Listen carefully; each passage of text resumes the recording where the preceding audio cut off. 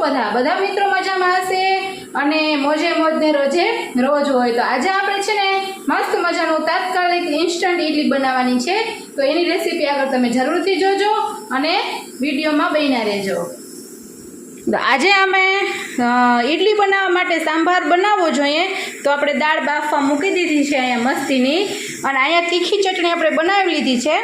તો તીખી ચટણીમાં આપણે લસણ ને મરચાંની ભૂકીને મીઠું ને પાણી નાખીને ક્રશ કરી લીધી છે, અને નાળિયેરની ચટણી બનાવવાની હોય દહીં નાળિયેર ને આદુ મરચાંની દાળિયા નાખીને, તો એ અમે બનાવી નથી। જેને ભાવે જેના ઘરમાં ખવાતી હોય એ બનાવી શકે, અને અમારા ઘરમાં એ ઓછી ખવાય છે એટલે અમે ઓછી બનાવીએ છીએ। તીખી વધારે ખવાય એટલે અમે તીખી વધારે બનાવીએ છીએ।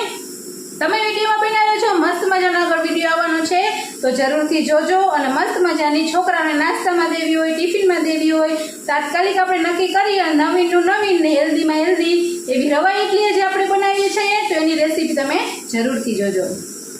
ઘણા ઇડલી બનાવતા હોય રવાની તો બહુ સ્પોન્જી અને એકદમ પોચી એવી જારીદાર ઇડલી નથી બનતી, તો એના માટે હું તમને એક સિક્રેટ રેસીપી સિક્રેટ ટિપ્સ કહીશ, તો એ ટિપ તમે છેલ્લે જરૂરથી જોજો।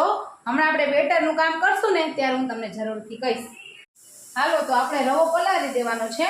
તો રવામાં જો આપણે ખાટું હોય ને એવું આપણે દહીં લઈ લીધું છે પહેલાં, અને પછી એમાં આપણે થોડુંક પાણી નાખી અને મસ્ત મજાનો રવો પલળી જાય એટલે આને બધું મિક્સ કરવાનું છે। મિક્સ કરી અને આને 20-25 મિનિટ આપણે રવાને પલાળવા દેવાનો છે, એટલે મસ્ત મજાનો પલળી જશે એટલે આપણું બેટર બનાવશું। રવો મસ્ત મજાનો પલળી ગયો છે, આમાં ચણાનો લોટ નાખવાનો છે અને પછી આપણે એને મીઠું નાખી અને ઇડલી બનાવવાની રહેશે। હાલો, આપણે આમાં ચણાનો લોટ તો ઉમેરી જ દીધો છે, હવે આપણે એમાં મીઠું નાખશું, સ્વાદ પ્રમાણે આપણે મીઠું, અને એમાં આપણે થોડીક હિંગ લઈ લઈશું। અને સિક્રેટ ટીપ હમણાં હું તમને થોડીક વારમાં જ કહેવાની છું। હું તમને કહેતી હતી ને કે સિક્રેટ રેસીપીમાં તમને સિક્રેટ ટીપ કહીશ, તો સિક્રેટ ટીપ એ છે કે આપણે ગમે ત્યારે ઇડલી બનાવવી હોય તો આજુ બધું બેટર છે ને જી, એ બધા બેટરમાં કોઈ દી આપણે બધામાં આપણે ઓલા સાજીના ફૂલ કે મીઠા સોડા કે જે કંઈ નાખતા હોય એ બધામાં એકારે નહીં નાખવાનું। આવી રીતે બીજી ટોપડીમાં લઈ આપણે અત્યારે એક ઘાણવામાં જેટલી આપણે ઇડલી બનશે, જેટલી ટ્રે આપણી આમાં હમાશે એટલું આપણે બેટર લઈ અને એમાં આપણે આ સાજીના ફૂલ અમે નાખીએ છીએ એમાં એના માપના લઈ લેવાના, અને એ જેટલું આપણે બેટરમાં એક વારમાં બનાવી જ ને એટલામાં જ નાખવાના, અને આવી રીતે મિક્સ કરી દેવાના છે એકદમ, અને એકદમ એક જ રીતે એક જ સ્ટાઇલમાં આવી રીતે આપણે હલાવી અને આપણે ઇડલી મૂકી દેવાની છે। હાલો, જો તો આપણે છે ને આવી રીતે બધી ડીશમાં તેલ ચોપડી આવી રીતે અને રાખી દીધી છે, અને ઇડલીનું મશીન ઇડલીનું જે ઢોકળી હોય ને એ મારી પાસે નથી, ખાલી ટ્રે છે, અને ટ્રેમાં આપણે હવે બધી ઇડલી મૂકી દેવાની છે, વાંધો નથી આવતો। અને આવી રીતે હું જો આમાં ડીશ મૂકી દઉં છું એક, અને એમાં એક એક આવી રીતે ઇડલી મૂકી દેવાની, બેટર એક એક ચમચાનું માપ લઈ અને આપણે આમાં આવી રીતે રાખી દેવાની છે, અને એ જ રીતે હું આ 2-3 ડીશ કમાય છે ને આમાં એ બધી ઇડલી આવી રીતે મૂકી દઉં છું।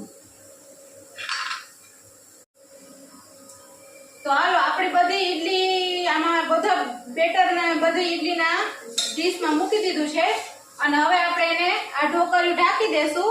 થોડું ઘણું વિડીયોમાં કટ થતું હોય તો એડજસ્ટ કરી લેજો। તો આવી રીતે હવે આપણે એને સ્ટીમ કરવા મૂકી દીધી। હવે બધી ઇડલી આપણી દર ઘાણવે આપણે અલગ રીતે જ આમાં અલગ બેટર લેવાનું, એ આપણી સિક્રેટ ટીપ છે। એક હારે જો તમે આમાં બેટર નાખી દેશો તો પહેલાના 2-3 ઘાણવા છે ને ઇડલી હારામાં હારી સ્પોન્જી અને જારીવારી બનશે, પણ જો તમે છેલ્લે જે કઈ 2-3 ઘાણવા આપણા થાય તો એનો આખો પાછો બેસી જાય છે અને એકદમ વચ્ચેથી ગાંઠા વાળી ઇડલી બને। એટલે આપણે એ એક સિક્રેટ ટીપ આપણી ઈ હતી। તો જ્યારે તમે આવી રીતે રવાની ઇડલી કે કોઈ પણ ઢોકળા કે જે કંઈ બનાવવાના હોય ને એમાં આ ટીપ તમે ઉપયોગ કરી, આ સિક્રેટ ટીપ આપણી વાપરી અને બનાવશો ને તો દર વખતે આપણો એક ઘાણવો સારો જ બનશે, એકેયમાં ઓછા આથાવાળું લાગશે નહીં। તો હવે આપણે છે ને જોઈ લઈએ કે આપણી ઈડલી બફાઈ ગઈ છે કે નહીં. તો જોવાની એક રીત એવી છે કે આપણે છે ને આ ચાકુ લઈ અને આમ જોવાની, જો આની અંદર ઈડલીનું કંઈ આવતું નથી, લોટ આની અંદર કે રવામાં કંઈ ચોટતો નથી, એટલે આપણે ઈડલી થઈ ગઈ છે કમ્પ્લીટ. હવે આપણે છે ને સંભાર વઘારવાનો છે. તો એના માટે આપણે આમાં જો તેલ લઈ લીધું છે ટોપિયામાં, હવે થોડુંક આપણે ઘી લઈ લઈશું અને પછી આપણે એનો વઘાર કરીએ. તો સાંભાર છે એટલે રાઈ તો હોય જ, એટલે રાઈ મૂકી દીધી વઘારમાં.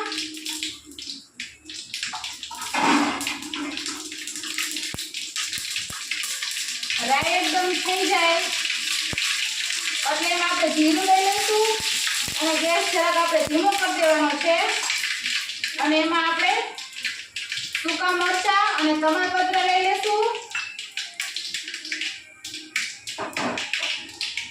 એકદમ બધું વઘાર આવી જાય આપણો અસર અને રાઈ એકદમ તતડી જાય, જીરું એકદમ થઈ જાય, પછી આપણે એમાં હિંગ લઈ લઈશું જરાક અને પછી એમાં આપણે મીઠા લીમડાના પાન લઈ લઈએ.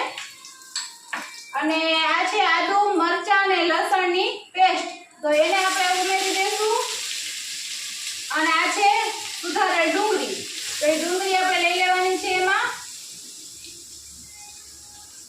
તો આપણે એમાં ડુંગળી લઈ લીધી છે અને ડુંગળીને આપણે ગોલ્ડન બ્રાઉન કલરની થાય ત્યાં સુધી આપણે એને સોતે કરી લઈશું.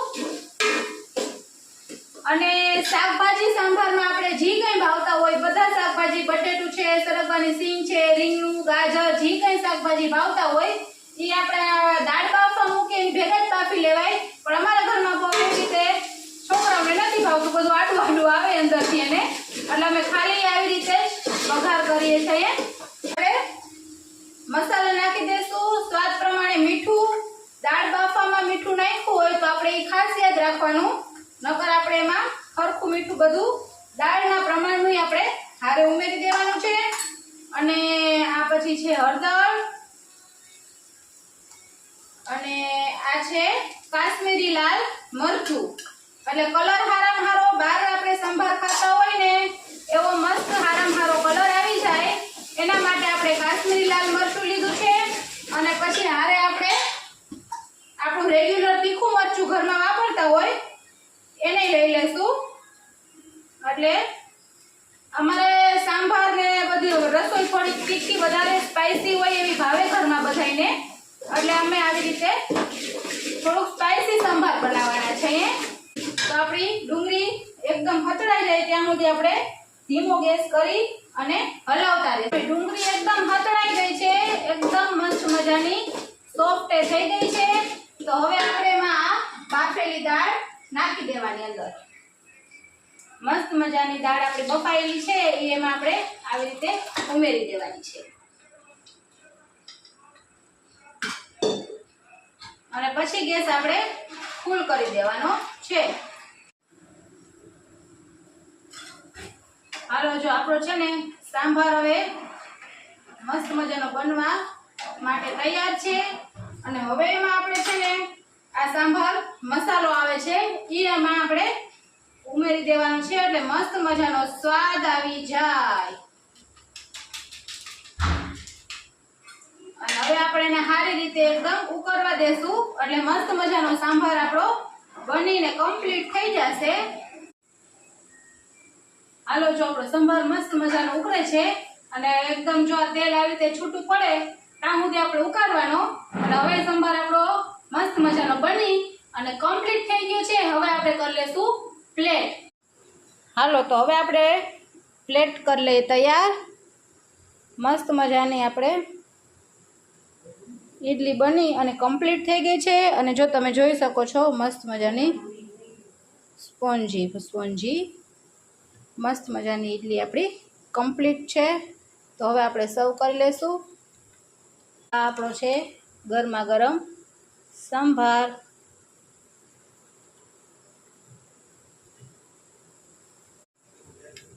તો આપણે હવે આમાં તીખી ચટણીને આવી રીતે સર્વ કરી લેશું.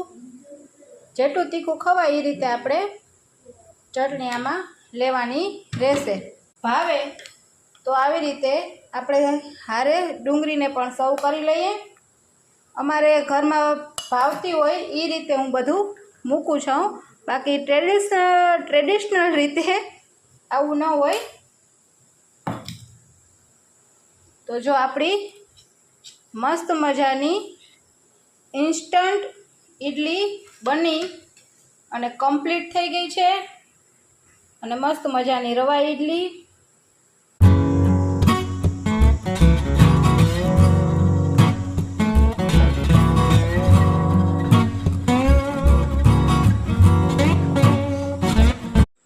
તો હાલો, આપણી ઇડલી બની અને કમ્પ્લીટ થઈ ગઈ છે અને આપણે હવે સર્વ પણ કરી લીધી છે. હવે આપણી આ ઇડલી ઇન્સ્ટન્ટ તમે ઘરે જરૂરથી બનાવજો અને કોમેન્ટ બોક્સમાં એ પણ જણાવજો કે તમને મારી રેસીપી કેવી લાગી અને સિક્રેટ ટીપ તમને કેવી લાગી એ પણ તમે ખાસ કોમેન્ટ બોક્સમાં જણાવી દેજો. અને વધુને